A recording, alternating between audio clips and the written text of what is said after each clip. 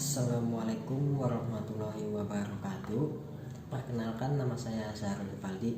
Saya dari kelas akuntansi non reguler 2B Universitas Muhammadiyah Cirebon. Di video ini ingin melanjutkan video saya sebelumnya mengenai prinsip kemuhammadiyahan. Ada 7 prinsip kemuhammadiyahan yang sudah dijelaskan oleh Bapak Ghazali Saroni. Ini juga melanjutkan sebagai tugas mata kuliah Al-Islam Studi Kemuhammadiyahan pada pertemuan keempat. Melanjutkan prinsip kemuhammadiyahan, yang pertama ada manusia harus bertauhid, yang sudah saya jelaskan juga pada video saya yang sebelumnya. Untuk yang kedua ini prinsip dibentuknya kemuhammadiyahan, yaitu manusia hidup harus bermasyarakat. Perlu dipahami, manusia merupakan makhluk zoopolitikon, ya artinya makhluk sosial. Kita membutuhkan bantuan dan pertolongan dari manusia yang lainnya, atau disebut juga dengan bermasyarakat. Bagaimana seharusnya manusia ketika menjalani kehidupan di dunia ini harus bermasyarakat. Konsep ini harus sejalan dengan syariat agama. Islam adalah agama rahmah yang penuh kasih sayang, ajaran yang menjaga nilai-nilai kemanusiaan, individu dan masyarakat pada setiap sisi fenomena kehidupan dan setiap gerak serta waktu di alam jagat raya ini. Hidup rukun dalam bermasyarakat adalah moral yang sangat ditekankan dalam ajaran Islam. Jika umat Islam memberikan perhatian dan sungguh-sungguh menjalankan konsep yang telah diajarkan Rasulullah Shallallahu Alaihi Wasallam, niscaya akan tercipta kehidupan masyarakat yang tentram, yang aman dan nyaman. Di lingkungan tempat tinggal kita, di lingkungan pendidikan, di lingkungan tempat pengajian, lingkungan organisasi atau community, dan di tengah masyarakat umum, baik bersama orang-orang yang sebaya ataupun tua muda, atau yang sama keinginan dan kebutuhannya dengan kita. Setiap manusia adalah makhluk sosial. Seseorang tidak bisa lepas dari interaksi dengan sesamanya. Bahkan seringkali dia harus dibantu oleh orang lain dalam memenuhi kebutuhannya, dan demikian pula sebaliknya. Atas dasar inilah kaum muslimin diperintahkan untuk saling menghormati, saling memahami kondisi dan perasaan, dan saling mengasihi terhadap yang memerlukan, saling berterima kasih, dan saling memberi kebaikan. Sikap demikianlah yang akan mengantarkan kita kepada nikmat-nikmatnya yang berlipat ganda. Kata kunci dalam bersosial kemasyarakatan dalam ajaran Islam berada pada kata ta'aruf atau kenal mengenal. Maka pemaknaan ta'aruf ini seterusnya berkelanjutan kepada tafahum, ta'awun, dan itsar, yang makna masing-masingnya adalah: yang pertama ta'aruf atau saling kenal mengenal, yang tidak hanya bersifat fisik atau biodata ringkas belaka, tetapi lebih jauh lagi menyangkut latar belakang, sejarah dan pendidikan, budaya, keagamaan, pemikiran, ide-ide, cita-cita, serta problem-problem hidup yang dialami suku dan bangsa tersebut, baik dalam pengertian seorang maupun kelompok orang pada umumnya. Yang kedua tafahum, yaitu saling memaklumi kelebihan dan kekurangan, kekuatan dan kelemahan masing-masing, sehingga segala macam bentuk kesalahpahaman dapat dihindari. Kemudian dicari kesamaan titik temu. Kalau ada perbedaan yang tidak dapat dipersatukan, dimaklumi saja, asalkan tidak menyalahi ajaran pokok Islam sebenarnya. Yang ketiga itu ta'awun, yaitu tolong-menolong adalah kebutuhan hidup manusia yang tidak dapat dipungkiri sebagai makhluk sosial. Kenyataannya membuktikan bahwa suatu pekerjaan atau apa saja selalu membutuhkan pihak lain. Pekerjaan tidak akan dapat dilakukan sendirian oleh seseorang meski dia memiliki kemampuan dan pengetahuan tentang hal itu. Ini menunjukkan bahwa tolong-menolong dan saling membantu, atau adanya gotong menolong dan gotong royong dan teamwork, adalah suatu keharusan dalam hidup manusia yang ada secara naluriah dalam hati yang bersih. Mestinya tidak ada keraguannya. Ta'awun dalam artian semangat teamwork dalam bekerja, yaitu tolong-menolong, di mana yang kuat menolong yang lemah dan yang memiliki kelebihan menolong orang yang kekurangan. Nah, kalau ada saja pandangan atau paradigma yang menjadi ideologi masing-masing individu seperti tersebut, maka harapan hidup tanpa konflik yang serius akan dapat dihindari. Yang keempat ada namanya itsar. Artinya adalah mendahulukan kepentingan orang lain daripada kepentingan sendiri atau kepentingan golongan sendiri. Maknanya diambil dari surat Al-Hasyr ayat 9 yang kisahnya terjadi dalam menghadapi para pendatang dari Mekah yang berimigrasi ke Madinah, yang tidak banyak membawa perbekalan dan tidak mempunyai tempat tinggal. Dengan itu penduduk Madinah memberi kemudahan dan pertolongannya dalam pengertian praktisnya, yaitu saling tolong-menolong dan saling kerjasama, tidak bertengkar dan tidak memusuhi, melainkan peduli. Kesimpulannya dari yang sudah saya jelaskan, bahwa kita sebagai manusia, makhluk Allah yang diciptakan untuk hidup bermasyarakat, wajib menunjukkan sikap-sikap toleransi antar sesama, saling tolong-menolong, saling memaafkan, dan menjauhi sifat egois kita. Setiap manusia memang mempunyai sifat egois, namun pada hal ini kita harus menahan sifat tersebut atau menghilangkannya agar terciptanya kehidupan bermasyarakat yang aman, nyaman, dan tentram sesuai dengan syariat Islam.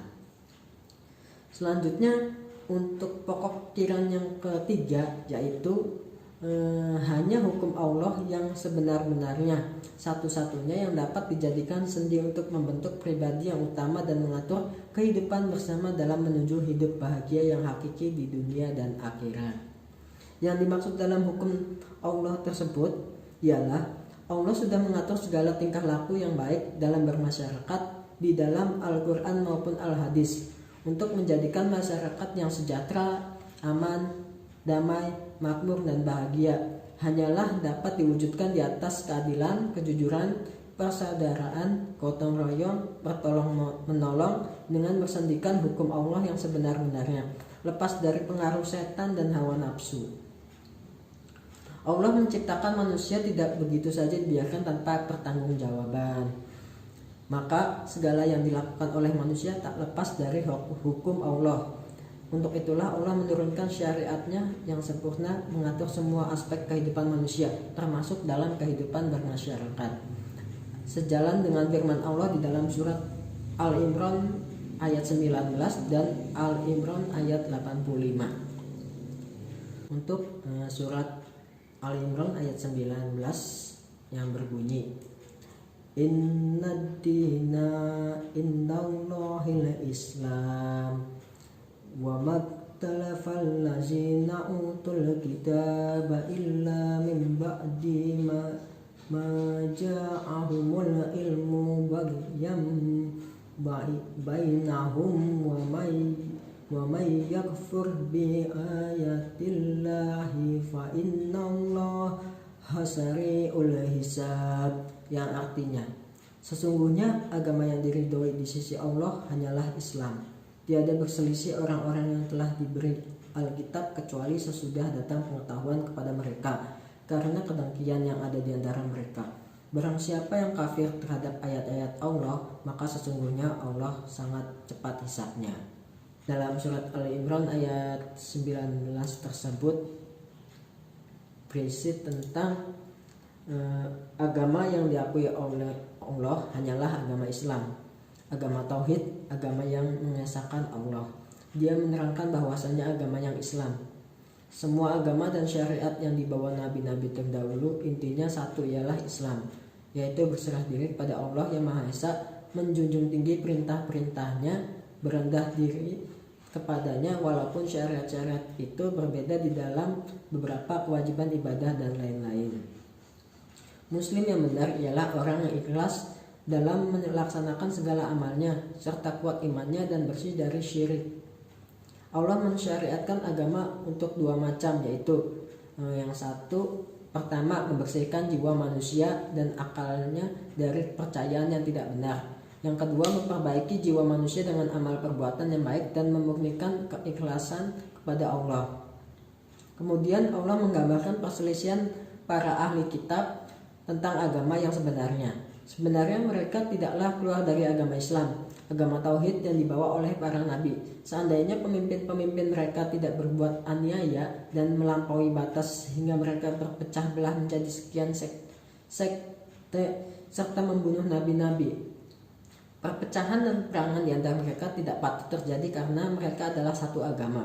Tetapi karena kedengkian di antara pemimpin-pemimpin mereka dan dukungan mereka terhadap satu mazhab untuk mengalahkan mazhab yang lainnya, timbullah perpecahan itu. Perpecahan itu bertambah sengit setelah pemimpin-pemimpin itu menyesatkan lawannya dengan jalan menafsirkan nas-nas agama menurut hawa nafsu mereka. Di akhir ayat ini dikemukakan peringatan kepada orang-orang yang kafir terhadap ayat-ayat Allah dengan menandaskan hukuman yang akan ditimpakan kepada mereka. Selanjutnya Quran surat Al-Imran ayat 85 yang berbunyi, wa may yabtaghi khairal islami dinan falan yuqbala min wa huwa fil akhirati minal khasirin, yang artinya barang siapa mencari agama selain agama Islam, maka sekali-kali tidaklah akan diterima agama itu daripadanya, dan dia di akhirat termasuk orang-orang yang rugi. Di dalam surat Al-Imran ayat 85 terkandung isi berikut. Allah menetapkan bahwa barang siapa yang mencari agama selain agama Islam atau tidak mau tunduk kepada ketentuan Allah, maka imannya tidak akan diterima oleh Allah. Sebagai contoh dikemukakan orang-orang musyrik dan orang-orang yang mengaku beragama tauhid padahal mereka mempersekutukan Allah. Seperti ahli kitab penganut agama Nasrani yang tidak berhasil membawa pemeluk-pemeluknya tunduk di bawah kekuasaan Allah. Agama yang semacam ini hanyalah merupakan tradisi belaka yang tidak dapat mendatangkan kemaslahatan kepada pemeluknya, bahkan menyeret mereka ke lembah kehancuran dan menjadi sumber permusuhan di antara manusia di dunia, serta menjadi sebab penyesalan mereka di akhirat. Orang yang mencari agama selain Islam untuk menjadi agamanya di akhirat nanti termasuk orang yang merugi, sebab ia telah menyia-nyiakan akidah tauhid yang sesuai dengan fitrah manusia. Begitulah untuk penjelasan yang bisa saya sampaikan untuk pertemuan keempat ini. Apabila ada salah kata atau salah kalimat atau apapun itu, saya mohon maaf. Wabillahi taufiq wal hidayah. Wassalamualaikum warahmatullahi wabarakatuh.